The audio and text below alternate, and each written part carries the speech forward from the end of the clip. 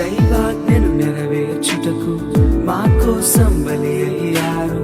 ప్రభు రాజ్యం ప్రకటించుటకు ప్రాణాలని విరచారు. మా ఆత్మను రక్షించుటకు హతసాక్షులు మీరయ్యారు. నీతి కిరీటము పొందుటకు అర్హులుగా మీరు ఉన్నత పనికై మమ్మును పిలచిన